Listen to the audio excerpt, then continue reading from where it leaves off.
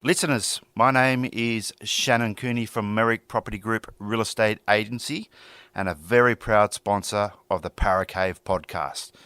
If you own a property in the Penrith LGA or Lower Blue Mountains and would like to know what it's worth in today's market, give me a call on 0421 588 445. Broadcasting live from the Paracave. Hello and welcome to another episode of the Paracave podcast.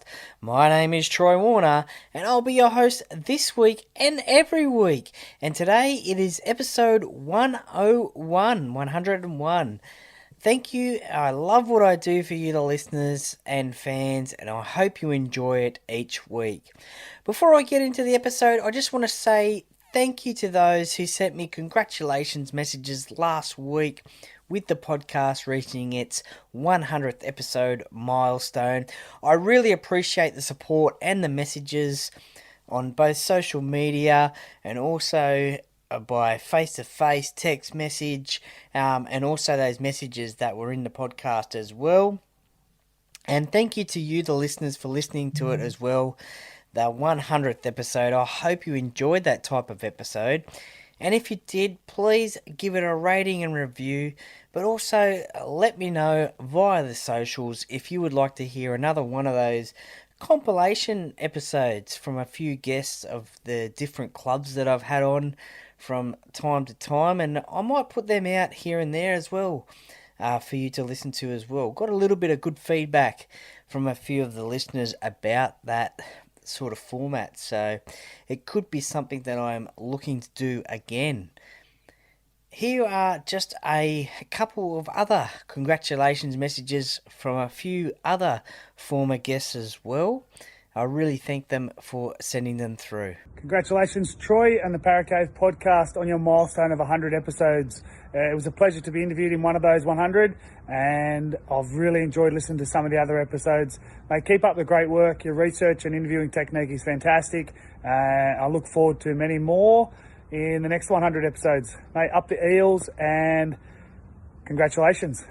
Hi, this is Paul Dunn, and I'd just like to say congratulations to the Paracave podcast on reaching 100 episodes, and to thank them very much for having me on as a guest a while ago. I think it was almost 2 years ago during the pandemic. Great effort to get to 100 episodes, Troy, and wish you and the team all the best. Thanks. G'day guys, it's the Rugby League Guru here. Just want to give a special shout out to Troy from the Parrot Cave podcast. 100 episodes raising the bat. How bloody good. Congratulations, mate. You've created something really special over there. Loved tuning in myself and loved being a small part of it as well. Coming on as a guest, had a cracking time with you. All the very best, mate. Cannot wait for the next 100 to come out, and I'll be there when you get to 2 scunch. Congratulating you there as well. Keep going, mate. You're doing great things for our game, and congratulations. So to today's episode, and continuing on with the Eels' 75th year anniversary celebrations, today's guest has had over a combined 30 years experience at Parramatta as a player, a coach, and is now the Pathways Coaching Director at the Parramatta Eels, and that is Mr. Joey Grima. Along with his experience at Parramatta, Joey has also coached junior rep teams for New South Wales and Australia, has been a NRL assistant coach at 3 clubs, the Sharks, Dragons and the Eels, and has also been the head coach of the English Superleague team, the London Broncos. But amongst all that, Joey is a great bloke to have at your club. He's always got time for a chat with the fans at games, and also to share a little story with you, to show you or to let you know how much of a great bloke Joey is. Back in 2018, when I made the trek up to Townsville for the Eels v Cowboys game, I was waiting in the taxi rank at Townsville Airport about to go to my hotel, and Joey and a few other of the Parramatta people also came to the taxi rank, and Joey asked me, where are you going, Troy? And I said, I'm headed to my hotel. And he said, well, jump in with us and we'll take you there on our way to ours.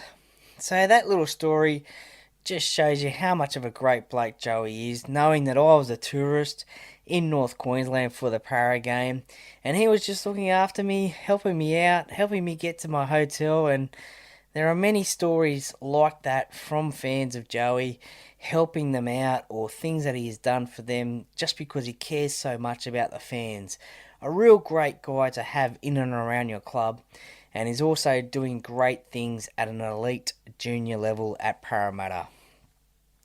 This episode is all brought to you by major sponsor Jack's Pale Ale, exclusively available at Parramatta Leagues Club in the club shop, where for a limited time, cases of Jack's Pale Ale are on special for $50 a case. So get in quick before it ends. And also co-sponsors Shannon Cooney from the Merrick Property Group and the Stubby Club.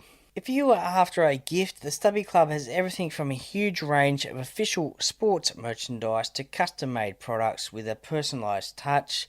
Simply visit their website www.thestubbyclub.com.au and use your discount code PARACAVE for a 10% discount on your purchases. And also check out their exciting investment opportunity with them as well. So register your interest at that website www.thestubbyclub.com.au. Thank you to all the sponsors. With your support, it helps the podcast grow and reach more people, which is much appreciated. But enough of me talking, let's get into the chat with Joey and have a listen to his rugby league story. There are some great stories in it. It's not just for para fans, but rugby league fans as well. And as Hindy says, get a beer, coffee, whatever you want. Sit back, relax, and enjoy, and let's get straight into it.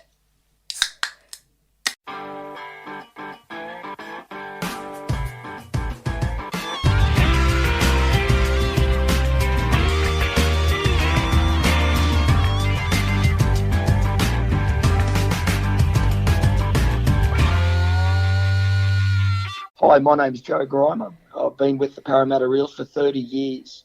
I've coached in the Harold Matthews, SG Ball, Jersey Flegg and New South Wales Cup or reserve grade. I've also been an assistant coach with the Cronulla Sharks under Ricky Stewart, the St George Illawarra Dragons under Stephen Price. I've been the head coach of London Broncos in the Super League, and I've finished off my coaching as an assistant coach under Brad Arthur. I'm currently the Pathways Coaching Director with the Parramatta Eels. And as you heard from his intro, my guest today on the Paracave podcast is a guest who has a massive passion for the Parramatta Eels, but also has a passion for developing young kids into footballers. He's been in the game for over 20 years, as he said in his intro, being an assistant coach at the Eels, Sharks and Dragons. He's also coached New South Wales under-18s and the Junior Kangaroos as well, and the head coach of the London Broncos in the English Superleague. But it's the juniors which his passion is where he is today, being the Parramatta Eels Elite Pathways Coaching Director. But most importantly, he's a great bloke. The fans love him. Welcome to the Paracave podcast, Joey Grima. Good morning, Troy. It's such a great honour to be on your podcast, and what you do, what the Paracave podcast does, it's a great opportunity for the fans and Parramatta followers or rugby league followers to learn a little bit more about your guests and about what drives them the rugby league. So I'm really, really honoured to be on your podcast this morning. Thank you very much for that, and thanks for joining me. Now, growing up in Tamworth, did you find rugby league, or did rugby league find you? Yeah, that's a great question. It's a complex question. My heritage is of Maltese background, so I grew up in Tamworth, a place called Tamworth, which I lived on a 100-acre farm, 10 kilometres north of Tamworth, and I lived there with Mum and Dad and my 4 other siblings, and it was a move that Mum and Dad had decided to do. They were very farm conscious, so that was the reason we started in Tamworth, or I lived in Tamworth. So yeah, I guess when Dad migrated over from Malta, he resided in North Queensland in Innisfail. Okay. when he had my elder brother, sister, and myself, Mum and Dad decided to move to Tamworth. So that's how our origin started in Tamworth. But unfortunately, my mum passed away. She was killed in a car accident when I was 8. And wow. Dad had all his family based in Western Sydney in a suburb called Greystanes, which is a highly populated Maltese population, and decided at the age of 15 with my brothers, obviously without my mother because she passed, we decided to move back to the family, or where his family were, in Sydney. How tough of a time was that for yourself and your siblings with your mother passing away at such a young age?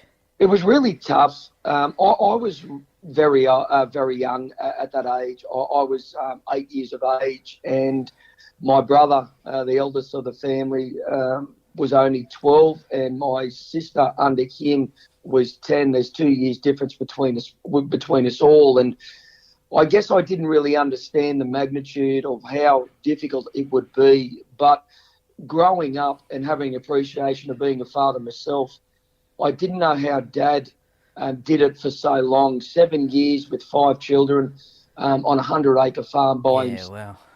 So, it would have been really difficult for Dad, rearing 5 kids. The youngest one, Elizabeth, my sister, she was only 2. So to have a 4-year-old, 8, 10 and 12 on a 100-acre farm, which occupied his time a lot, 16-hour days. It was very, very difficult for us, not having a mother to cook and clean and to nurture us. That was left up to my elder sister, Rose. So it would have been tough, but it wouldn't have been. It would have been immensely tough for Dad. Yeah, for sure. Now, you mentioned they're moving to Greystanes. I'm assuming then it was the Eels that you followed growing up? Well, ironically, the team I followed growing up was Penrith. Okay.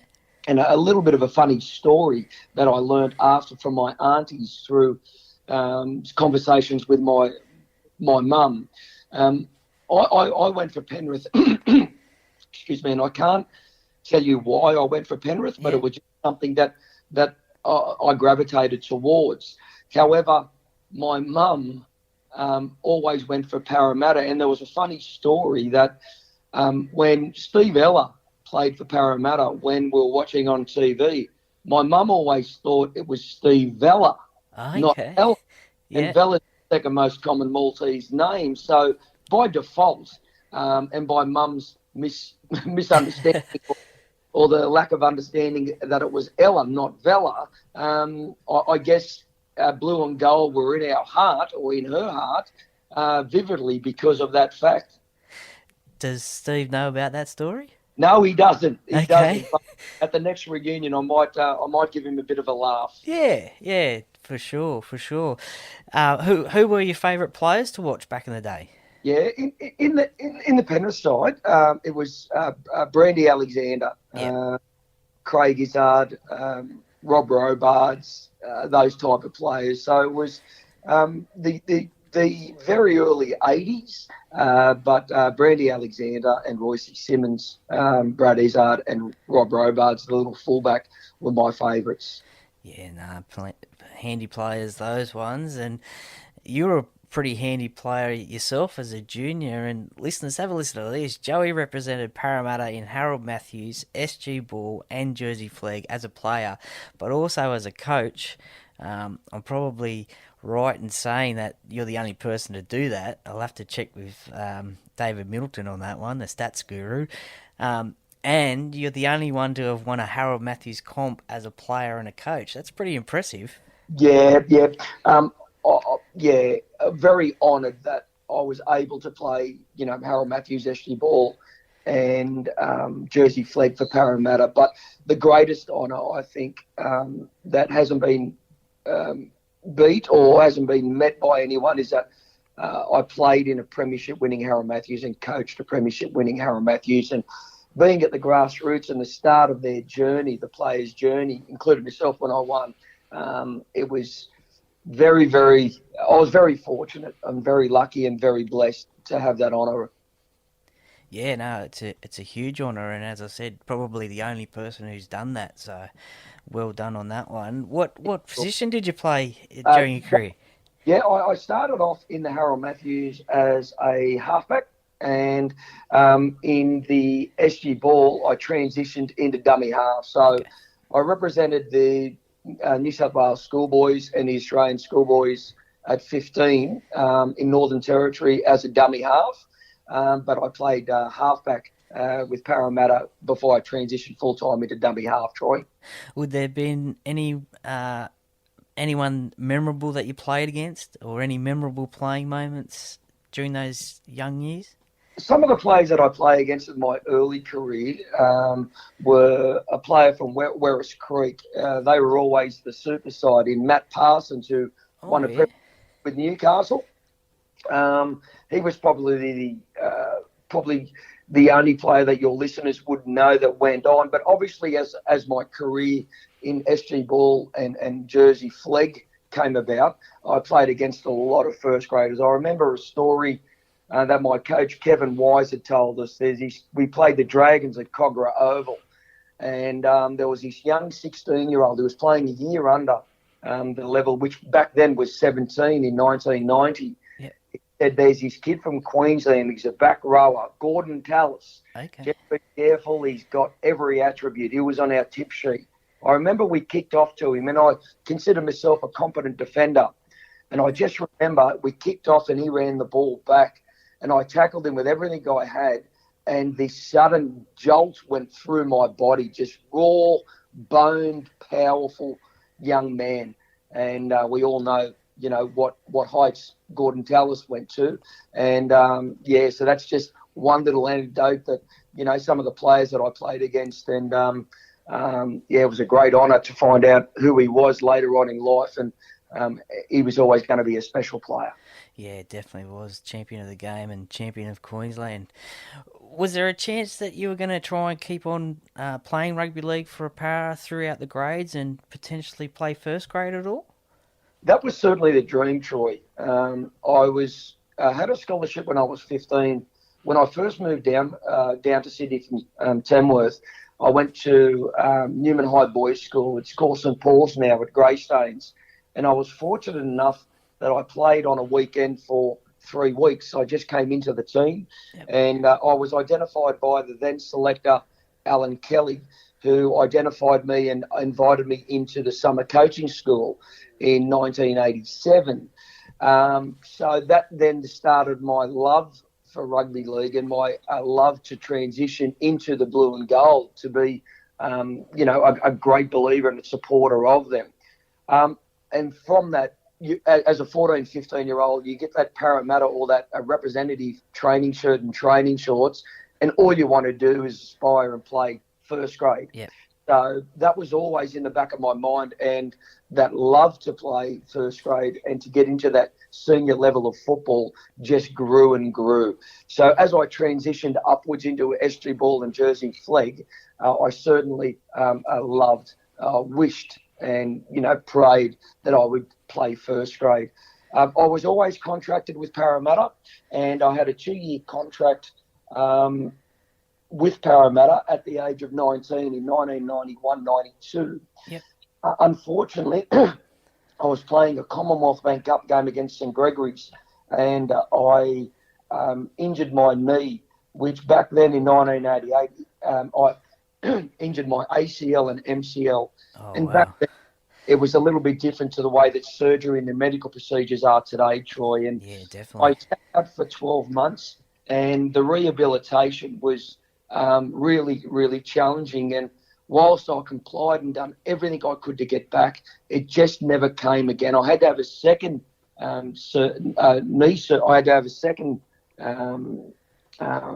operation. Yep. To go into the knee again and see what was happening. So I was out of the game for 2 years at that really important age at 19. Jersey Flegg was back then. So I came back through the grades at Wentworthville. They had a competition called the Jim Beam Cup, which was an open age third division. That was first grade, reserve grade, and that was probably the third division of open football. I was playing for Wenty, and 7 games, 7 rounds to go, I was identified by Wayne Ellis from the western suburbs. He asked me to come out and have a game, which I did, and I eventually made and started in their West's under-21s team.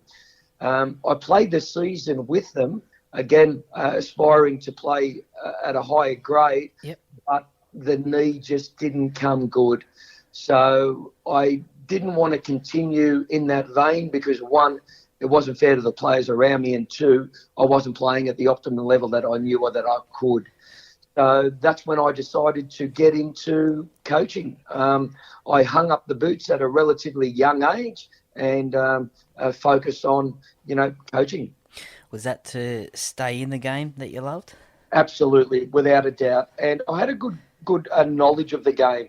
As a dummy half and as a first receiver or halfback, I always had a fond understanding about defensive structures and about the way to get an advantage. So I always had that insight, and that's what I think has assisted me to transition successfully as a coach. So whilst I couldn't play, and that would have been the best thing for me to do, I did the second or the next best thing, and that was to be involved in a coaching capacity.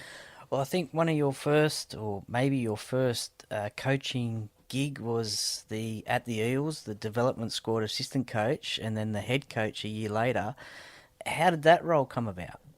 Kevin Wise, again, was instrumental. Kevin Wise is a person that spent 32 years at our club in a variety of roles. And he was then the development officer at Parramatta Eels. And when I decided to hang up the boots, he approached me and said that if you were to coach a local team and you were successful, I'll consider you coming into our program as an assistant coach. And then that's where it all started. So I took that challenge on. There was an under-13s team at All Saints Toongabbie that were located in Western Sydney. And it was the first time I coached. And I took them to a First Division grand final, and we won the premiership that year. Wow. And Kevin, on his word, approached me a week later and asked me would I like to be involved in the junior rep program.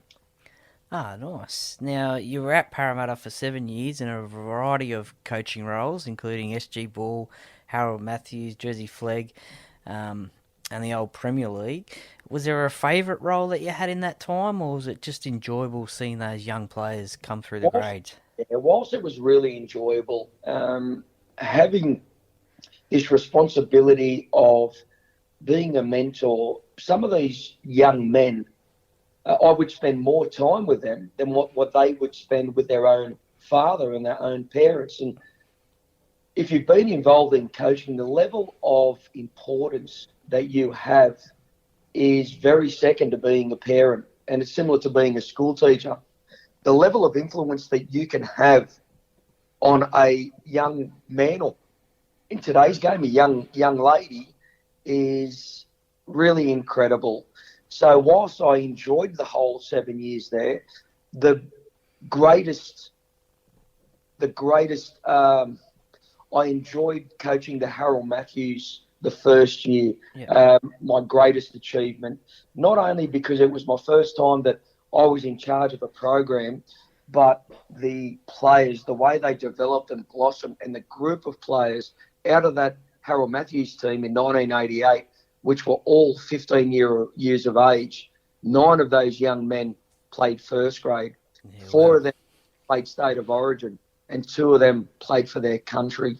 So that will never be repeated again. It's the stats are that less than 5% of those players that play in Harold Matthews, which now is of the age of 17, so we're talking 2 years later than when I coached in 1988.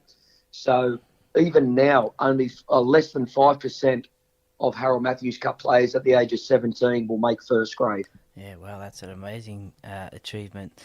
And another prestigious role came your way in 2008. You were named as the head coach of the under-18s New South Wales team, a role that current coach Brad Fittler, I think, has had in the past. Yep, that's correct. And some pretty notable players, because you also did it in 2009 as well. What did that mean to you to coach New South Wales? It's probably reassured that my knowledge for the game was at where it should have been at that level. A lot of coaches get involved in coaching because they love the game, and whilst that's really honourable, sometimes they don't have the knowledge base to better their players. So being identified and selected to look after not only Parramatta players, but the elite, the best of the best in New South Wales in 2008, 2009, just reassured me that what I was doing was working. Not so much on the field, because coaching, as you're probably aware, Troy, and your listeners, being a coach is only 10% of what we do on the field. It's the other 90%.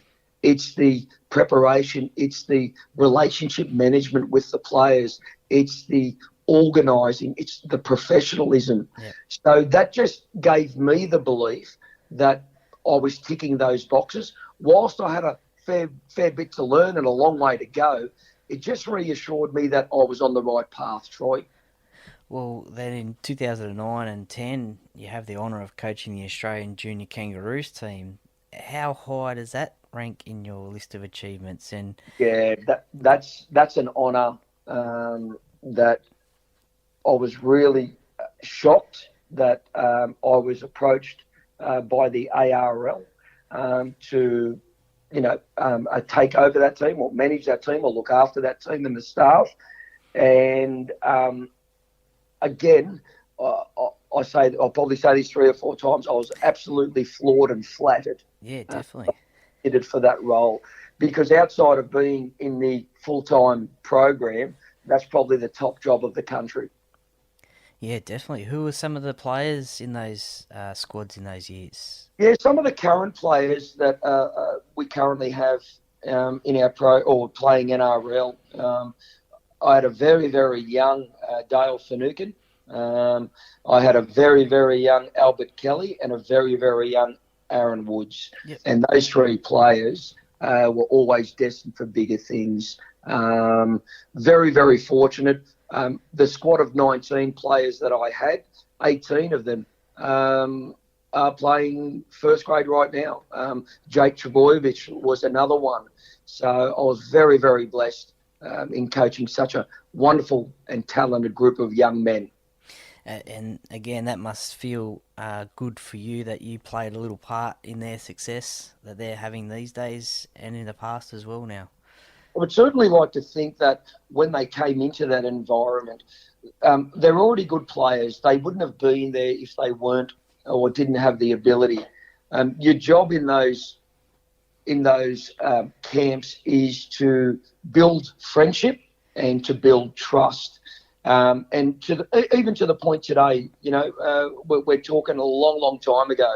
I see Woodsy and I see AK or Albert Kelly and I see Jakey Trebojevic, and he could be at the other side of the field, and you just give him a nod. Yep. And it goes back to those 6 days we spent together in camp, and whenever we talk, when we're at a ground and we're playing against each other, they always bring up, oh, what about that and what about that? And that outweighs anything. That relationship that you have with them outweighs any benefit that I would have given them in those 6 days. And that's what it's all about. There's a cliche, a sport is a small game, but rugby league's even smaller. So I'm really honoured and blessed that I was fortunate enough to be involved with such a wonderful group of young men. Well, you coached at the Cronulla Sharks, becoming the Toyota Cup head coach, and then you stepped up to being the assistant coached Shane Flanagan in the NRL.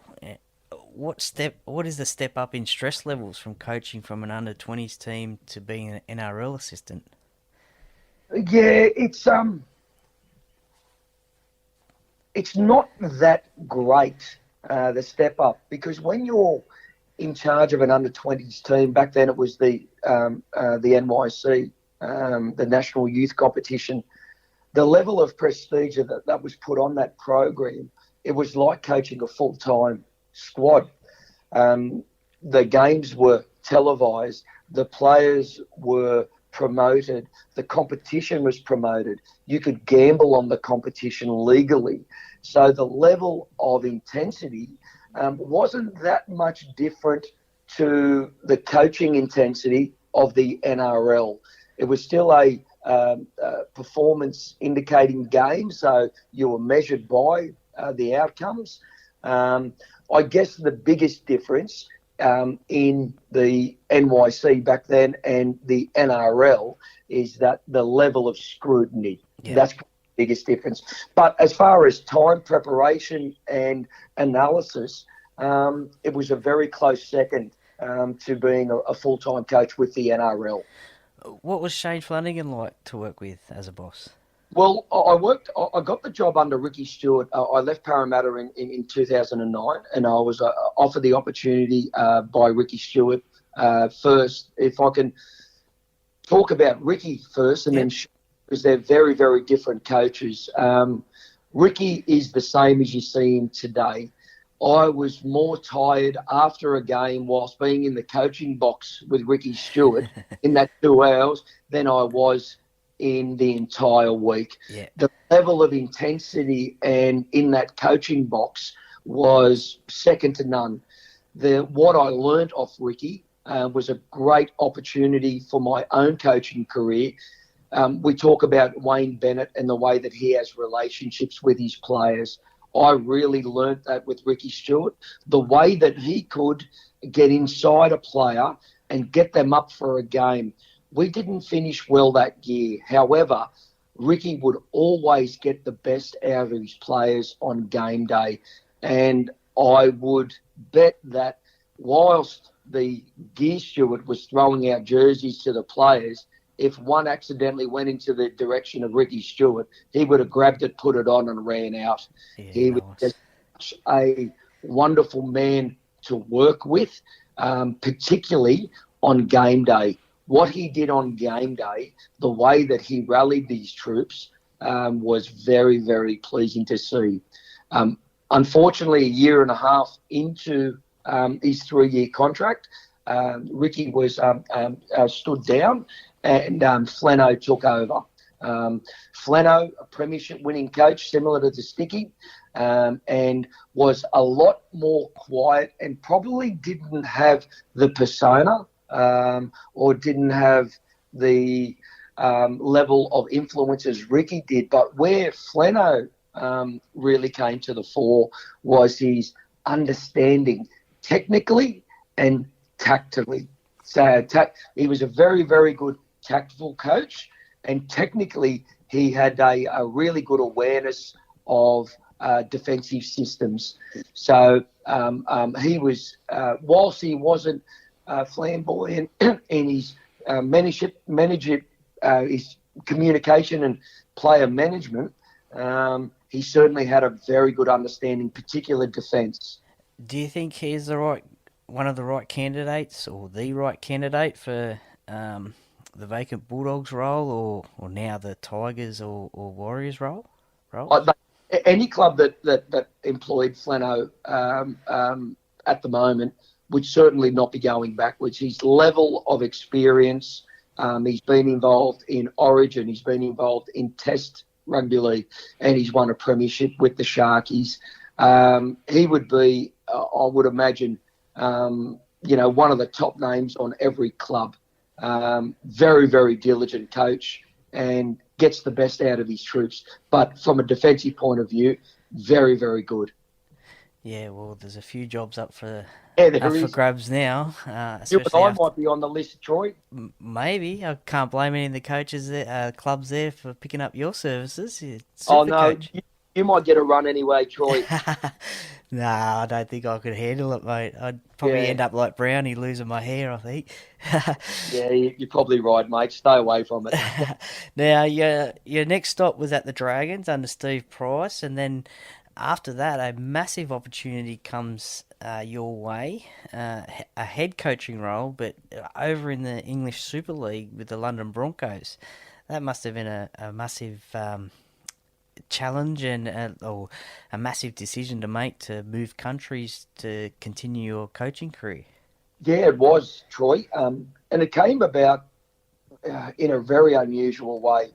When I left Cronulla, I went over to the Dragons, as you suggested, working under Steve Price.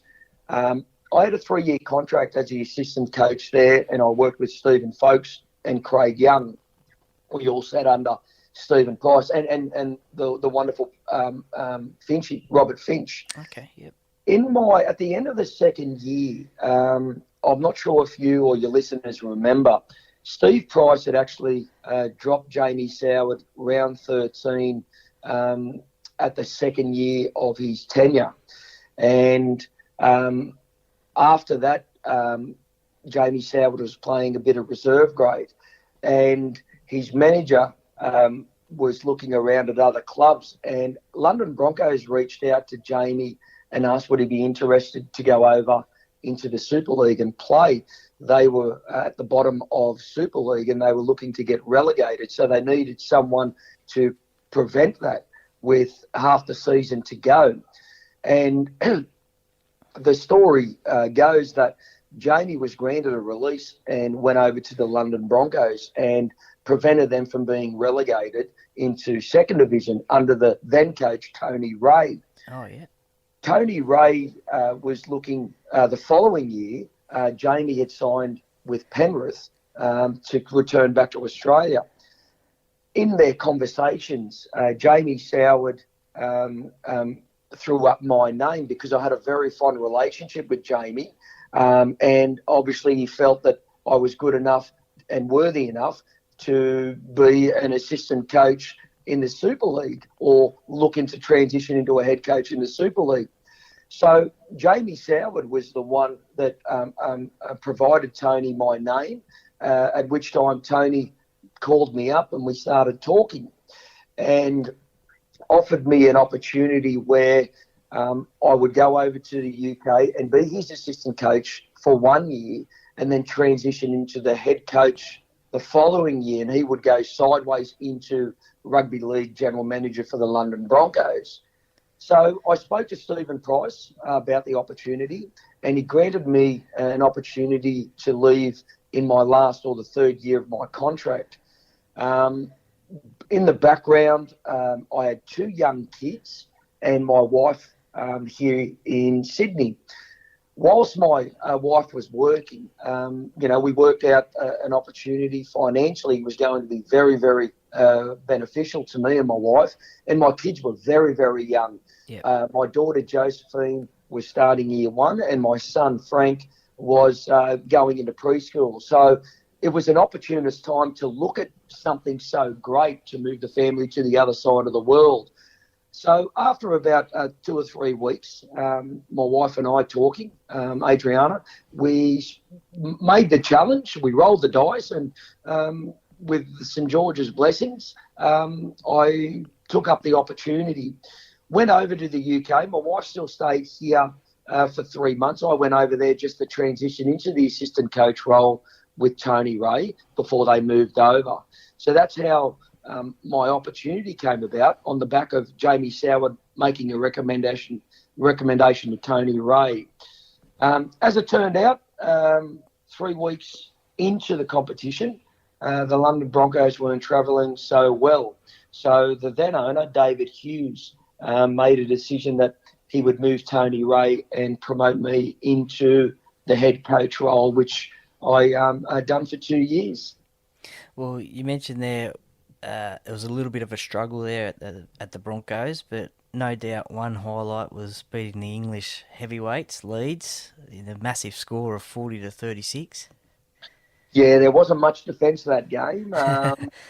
It was a really, really tough year. The London Broncos had decided only 4 months before the commencement of that Super League year to put a license in to play Super League. So they were finished the year before. The owner made a decision and that he would not renew the license. However, that would have made a 11-team competition. So the International Rugby League, or in the UK, decided that they would assist and help the London Broncos to make it a 12-team competition to avoid a bye round.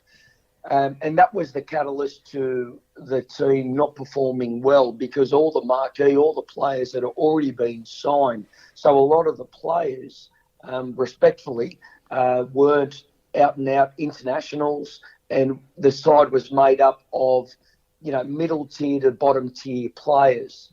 And that was the challenge that Tony had to work with. And then obviously once I took over, that continued. It was a tough season, but as you said, Troy, beating Leeds at home 40-36, I remember it vividly because we'd been on a 11-game losing streak. Yeah, wow. And if we had lost that game, we would have taken the record away from Widnes with the most consecutive losses in Super League. And that's not something Definitely you want not. for. And I remember when we won the game, ironically, there was one last play which Leeds were attacking from their try line, and they were 96 metres away from our try line. There was 20 seconds left. They made a break and they scooted down the sideline and they passed the ball back into the fullback, who I thought scored the try. And I was so devastated, but the touch judge on the other side had his flag up because the winger had put his foot on the touch line. So when we won the game, and I was that elated, I was that relieved, I actually cried. It meant that much, and the release, the pressure was incredible, and I just burst out crying. Yeah, wow. I didn't know how to react. One, I didn't want to be that person to be the coach that had the record for the most consecutive losses, and two, just for the players and the club and David Hughes, the owner, it was just so overwhelming. It was just overwhelming. Yeah, definitely, for sure. Well, after the London Broncos, you come back to Australia and back to the Eels as an assistant coach to Brad Arthur in the NRL. Was it Brad that sort of headhunted you and got you back to Australia? Yeah, it wasn't Brad that got me back to Australia. My wife's mother had some medical issues, and I had a 3-year deal at the Broncos. Oh, okay. I approached David Hughes and told him that I'd be looking to renege on the last year for personal reasons. Yep. My wife was struggling, and it's not as if you can, go across and jump in the car and go visit her parents. Yep. We decided to come back. And that's when I got in contact with Brad. Brad and I met at a cafe, and he offered me the job working with him full time. And Brad and I go back. Brad's a local junior of Parramatta. He's 1 year younger than me, but we played a lot, and we had a very close relationship. We had a close group of friends, mutual friends. So I knew Brad when I first moved from Tamworth to Sydney, because we played in the local league together and against each other. Yeah. So I had a very good relationship with Brad and his father, Ted. We caught up at a cafe, and the rest is history. I'm back at Parramatta, blue and gold. That's it. Well, that first year back at Parra, it certainly was a tough one. It started off pretty well, winning the Auckland Nines, and then gave us fans great hope of the season ahead. But then on my birthday of that year, the salary cap penalty handed down. Was that the hardest period of your coaching career, that time? apart from coaching the London Broncos in those consecutive losses, I don't know if it was the hardest period, but it was the saddest period. As you're probably aware, Troy, around your birthday, the club had been in a lot of trouble for breaching salary cap. The board was stood down. The CEO was stood down. We had no general manager of rugby league. Brad Arthur was the face and the leader of our club. And for someone to, deal with that was very, very hard. And unfortunately, Nathan Peets, one of the really popular members of our club, was the person that had been decided that the club or Brad would move on to ensure that we were under the salary cap. And I remember that week. I could imagine how Brad felt because he loved Peatsy, but not one person is bigger than the club, and that's the thought process in that decision. Yeah, that must have been a tough time for everyone involved. But then in 2017, it was a remarkable turnaround. Para finished top 4, and how did you and Brad turn around and motivate the team after that year before? If you don't know Brad, you probably can't or won't understand this answer. A lot of what people see about Brad Arthur is they would feel that he's a very good coach, tactfully and technically. But what a lot of people don't see is how much he cares about his players. Through the pre-season that we had, everyone says the pre-season, the next one's harder, the other one's harder, the next one's harder, the next one's harder. We had an unbelievable pre-season, and the level of belief that Brad instilled in those players was incredible. And once you got a couple of wins, that level of confidence, that arrogance that good teams have, we started to see that. And Brad drove that and used that in that year. And irrespective of what anyone says, the talent, how fit we were, Brad needs to take sole responsibility of that. Just the belief that he instilled in those players was incredible.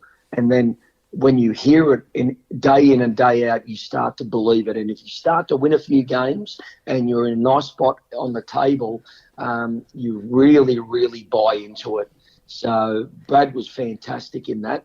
To go around from wooden spooners to top 4, and one of the best tries, one of the best moments I've witnessed in coaching was that inside ball from Mitchy Moses to Wilson for that try, Melbourne Storm. Incredible, mate. Yeah, that was a great try. I was down there for that game, and we were robbed that day. Yeah. Now, a lot of fans on social media probably don't. Brad's been at the club for 9 years now, I think, the second longest serving Eels coach behind Brian Smith. That's right. Now, there's Brad has his fans and he has his knockers, as any coach would. And I know this will be a tough question to answer for yourself because you're a great mate and work colleague. But can Brad coach Parramatta to a competition win this year? Yes. Good answer. Good answer. Absolutely, he can.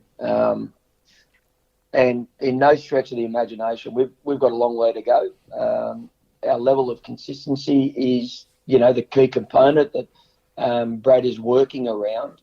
But whilst everyone's fit, we showed we can do it. Melbourne, Penrith, but we just let ourselves down when, we get beat at home by West Tigers with the greatest respect to them. So the consistency is the issue that Brad and his staff we're all working on. But no doubt, if everyone's fit and you have a little bit of luck, there's no reason why we can't. Why Brad can lead his team to a premiership. Well, let's end that drought this year. Absolutely. Well, let's talk about your current role. You're the Elite Pathways Coaching Director for the Parramatta Eels. No doubt, your passion for working with young players. But for myself and the listeners, what does that role involve? Okay, my role involves it's a philosophical role, and what I mean by that is that because I've worked with Brad, I understand his coaching philosophies and I understand the coaching principles. So my role is to ensure that the coaching principles from NRL are transitioned downwards, right down to our under-14s development squads. And what that does, it creates the same culture, it creates the same idiosyncrasies, it creates the same Parramatta talk. So when these players, young men and young women, are promoted up the chain, their transition upwards is easier.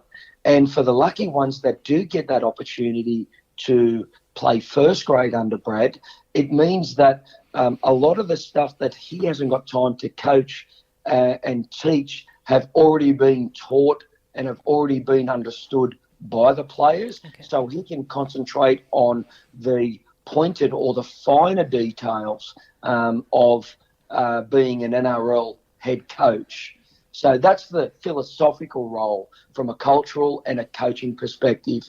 I've got 91 staff under me, directly under me, from Jersey Flegg down to our under-14s. I've got over 350 players, both male and female, that sit under my remit, that sit within me. So it's quite a big role. We're talking about 450-ish players that sit under me, players and staff. And it's very, very important role. We see if you get it right, the success of Penrith, they've just got this pathway of local juniors. What it does, the more juniors we can promote to first grade, it does two things. From a cultural perspective, the players already know what the expectations are. And from a salary cap perspective, players are less likely to go to another club if they are happy and content at Parramatta. If a player is offered an extra $10,000 or $20,000 at another club because they love our club, there is a better chance of them staying if they're a local junior. So it does help the bottom line of the cap. Well, speaking of players switching clubs, we're losing a couple next year in first grade. But is there a few players across the grades that have impressed yourself and maybe in the next few years could potentially make their way through the grades and to keep an eye on?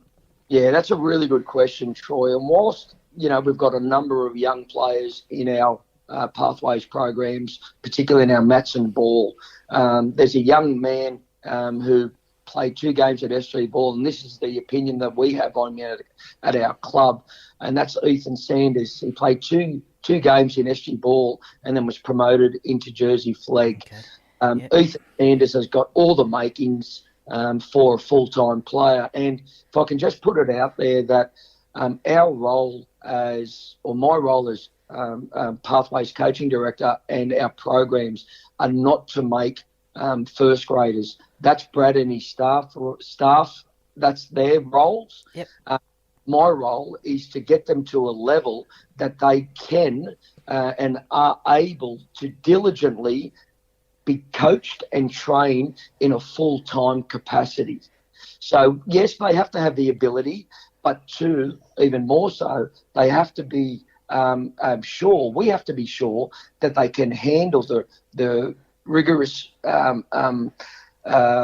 schedule of full-time training. And it's then up to Brad and his staff to ensure that if they can handle the full-time training and they're good enough, their ability, and they're fit enough, that they can transition into first grade football. Okay.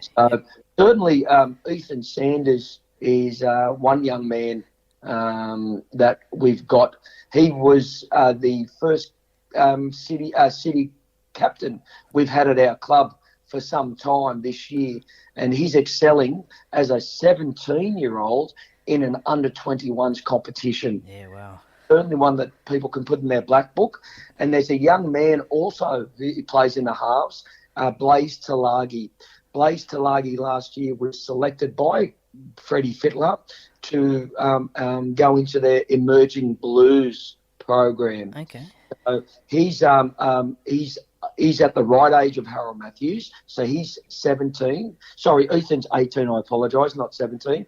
But Blaze Talagi is under 17s. He was in our Harold Matthews Cup this year, and he's currently training. He won't be playing, but training with our Jersey Flag side. He'll go back and play SG ball next year, but there's certainly two young halves that we've got coming through. Nice to keep an eye out on those ones. And one Jersey Flag player I know about, and he's my local barista, and I said I'd give him a shout out, is Corey Fanning. What can you tell me about him? Corey's a very lively character. He's always got a smile on his face. He's new into our club. He was brought from another club into our club. He's the current captain of our Jersey Flag team. Unfortunately, Corey, through friendly fire in round 5, suffered a compact cheek break. Broke his cheekbone, and he's probably got another 4 weeks to go. The beauty about Corey is that he can play a number of positions in great fashion. He can play fullback, he can play centre, he's even played in the halves. So his versatility is very refreshing. He's got a lot of speed, and for someone that's not overly big, he's very powerful, and he's got an ability to break tackles. But probably Corey's biggest trait is his talk and his communication on the field. As I said, he's a very popular person with that team, and very well respected and well liked by the staff as well. And makes a pretty good coffee too. He does. Okay. Now I've got a couple of listener questions, or one listener question, one listener comment, so to speak. The first one comes from an anonymous listener, but he said to ask you about the story about when you were working on illegal immigrants, and you went to a place where the women hid from you in giant vases or pot plant holders. That sounds interesting. Yeah, I think I know who that person is. Yeah. So before I became full-time with in rugby league, I was a public servant with the Department of Immigration. I worked in law enforcement or compliance for 19 years, and I have a running joke that I'm the only person that could go into a brothel and not get in trouble off my wife. And it's a bit of fun, but my job was very serious in that my job was to investigate, locate, and detain or arrest unlawful non-citizens or people that were unlawfully or illegally in Australia. So we would get a number of tip-offs or community information, and we would act on that information. And part of my role, Troy, was to go into these places of work and identify men and women, and to ensure that they were lawfully here in Australia. And some of those premises, places of work that I went to were places, brothels. And one time I went into, or a number of times, as soon as you execute the search warrant on entry, they would scamper, they would scatter, they would run, and we would find, men and women hiding in the most unusual places, just trying to avoid deportation. So it was a exciting role, but as you grow older, you can understand why these men and women want to overstay. We've got such a wonderful country, but at the end of the day, I don't make the rules. I just needed to enforce them. So I done that job, and there were a variety of roles. Whilst it was scary, you didn't know what you were walking into. You only had a set of handcuffs and your common sense. It did get hairy sometimes. particularly, when you're going to construction sites. A lot of people had tools and used them as weapons and tried to evade or decamp the premises. Well, the second one is more of a comment from a listener and about you, and that's from a good friend of the show and former guest, Hayden Knowles, presumably a former work colleague at Para back in the days. But he says the first time he remembers you, he met you back in 2001. It was the captain's run session at Parramatta Stadium, and the whole team was there. And then anyway, he sees coming out of the Ray Price Lounge for photos was this bride and groom. And he remembers it was you and wearing para socks. Is that right? You got married at Parramatta Stadium? Yes, Troy, I didn't know you were going to bring this up. And just before I start, Hayden Knowles is a very good friend of mine, and his expertise in the strength and conditioning and the speed of a player is second to none. Wherever he goes, he gets success, he demands success, and he's built his whole career as the person who's at the top of the tree in that field. As I said to you, everywhere he's been, you just have to look what he's done to Penrith and what he did at Parramatta under Brian Smith. He's worked with test teams. He's with the current State of Origin team. So that just gives you the level of experience that H has. He's a great father, great husband, and a really, really good friend. And that day you talk about, and I'm blushing. I'm glad I'm on the podcast here. I did get married. My wife and I, Adriana, got married on the halfway line Nice. Stadium. So we were on the field at the Parramatta Stadium half an hour before the players were to do their captain's run. And yes, under my suit, I had my Parramatta Rugby League playing socks, and we got a photo, my wife and I, with all the players, and it's something that I will never forget. It was the greatest day of my life, being married on Parramatta Stadium. I don't know if the greatest day of my life wasn't being married, but being married on Parramatta Stadium. I hope my wife does not hear this podcast. Mate, well, you got one up over me getting married at Parramatta Stadium. I would have loved to have done that, but I was also wearing Parramatta socks as well on my wedding day, so there we go. We've got something in common there. Oh, well, two lunatics. There we go. Yeah, that's it. Just got a couple of quick common league questions. Is there a player that you wish that you had the opportunity to coach at all?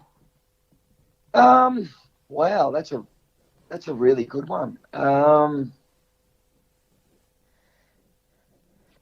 Off the top of my head, players like James Tedesco, what I see him do on a rugby league field, I'm always baffled of how he can turn a game. And I know you've got Pappenhausen, and I know you've got Trebojevic, and I know you've got a lot of other fullbacks, but he's someone that I wish I came across as a junior, because what he does on a footy field and what he does more so for his team is very special. And just to be around a player like that, or around Tedesco, that would have been incredible. What you can learn around someone like that, I don't think you could learn in any facet of your coaching. So he's probably one person that springs to life. Is there a favourite away ground that you've coached at? Favourite away ground? Yeah, the first time I went to Suncorp Stadium. Yep. It's very intimidating. The first time I went there, it's like... it's a beautiful stadium, but you get in there and you become claustrophobic, and it becomes really disheartening because of the crowd, the dressing sheds, the way it's built. You're enclosed, you can't escape. So that's probably one of my favourites away grounds. Is there a player that you think who would have been the hardest player you think to coach against just because of like natural skill? The hardest player to coach again, I reckon. Back in the days in the 80s, I reckon because this player revolutionised the way that rugby league has changed. Benny Elias would have been very, very difficult to coach against. He was the first player that would run and throw dummies and kick from dummy half. And it took 2 or 3 years for everyone to catch up and learn how to play against him.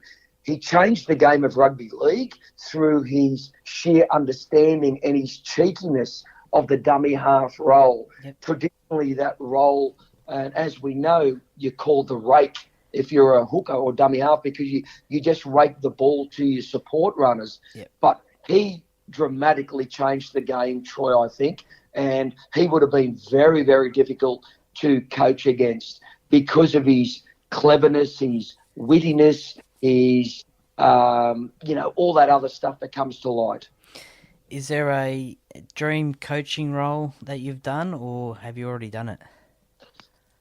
I've already done it, mate. I think that ship has sailed to coach in the NRL and to be a head coach in such a beautiful, one of the best cities in the world, in the second best rugby league competition in the world, the London Broncos, mate. That's been the highlight, and the way it all came about on the recommendation of Jamie Soward, having to coach at that level. There are only 12 Super League head coaches, and I was fortunate enough in those 2 years that I was one of them. Nice. What's Joey Grima's nickname and who gave it to you? Okay, my Steve Price gave me a nickname when I was at the Dragons, and I was known as Stumpy because I'm short and nutty, and and the boys call me the Stump. So it's pretty nothing, and I didn't mind it because they didn't tease me. I'm a short nuggety person by nature, so. I'll take Stumpy. I've had other nicknames worse, so I'll keep Stumpy, Troy. No worries. Well, we'll wrap things up with the set of 6 segment, the personality questions, exclusive, brought to you by Jack's Pale Ale, exclusively available at Parramatta Eels Club. Is there a favourite sport outside of rugby league at all? I do like golf. I'm not very good at it, but I do like golf. Unfortunately, because I'm so short, I always have to get the clubs cut down. So not only do I have to, spend money, I have to get them all tailored. But I do like golf, but I need to put out there I'm not very good. Yeah, no, fair enough. I'm a hacker too. Don't worry about that. Yep. What's your specialty dish in the kitchen or on the barbecue? I cook a mean steak. Mean steak. Yep, nice. We have barbecues every Sunday here at my place. And I cook a very, very good steak. Nice. What's your best cut of steak? Scotch fillet. Oh, nice. Yeah. Who is the most famous person you'd love to meet and have a chat with? I would have loved. He's passed away, but Jonah Lomu. Yeah. I would have loved to sit down and have a steak with Jonah Lomu. Just because he was an international superstar in rugby union. The other person I wouldn't mind sitting down with would be Tiger Woods. That would be a very, very long lunch date. And probably the third person, and probably on the top of everyone's list, would be MJ, Michael Jordan. Yeah, a lot of guests say Michael Jordan, that's for sure. Yeah. If you were stuck on a deserted island, which 3 Parramatta people wouldn't you want to be stuck with, and why? Wouldn't I want to be stuck with? No, on a deserted island. Dylan Brown, because he just talks and talks and talks. He wouldn't leave you alone. He's such, he's just such a pest. But I love him to death. You'd never get bored, put it that way. Yeah. You'd never get bored.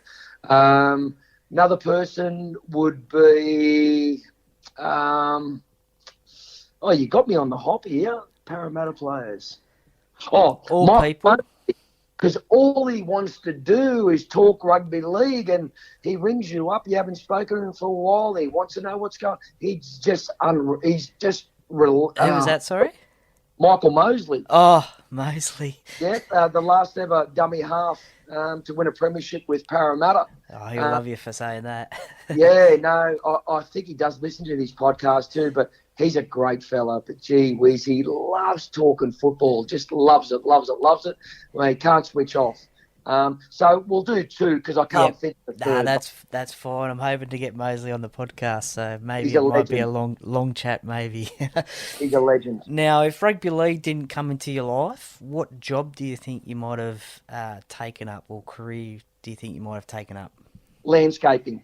Absolutely. Okay. I'm a green thumb. I love it. And I'd be a greenkeeper or a landscaper. Nice.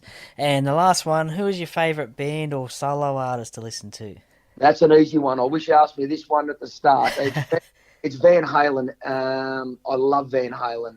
They were massive when I was coming through, and love Van Halen. Whenever they come out, I saw them last time they come out, and love Van Halen. What's your favourite Van Halen song?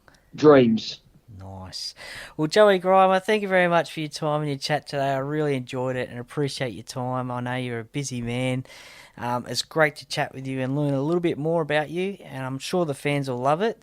You're a fan favourite. You always have time for them, including myself. You're a Parramatta person through and through. So, Joey Grima, thank you very much for coming on the Parra Cave podcast today. Good on you, Troy. I'm really honoured, and I hope your listeners got a little bit of an insight to Parramatta and myself. And you're doing a wonderful job, not only for Parramatta but rugby league in general. So thanks for having me on your podcast, and to all the fans, stay warm and stay safe. This is Para, a place of gathering since time began, where saltwater meets fresh, where our history meets the future. The centre of Sydney, the pride of the West, united by the blue and gold. This is paradise. The 22 Eels season and memberships are now on sale. To find your place in paradise, head to paraeels.com.au today.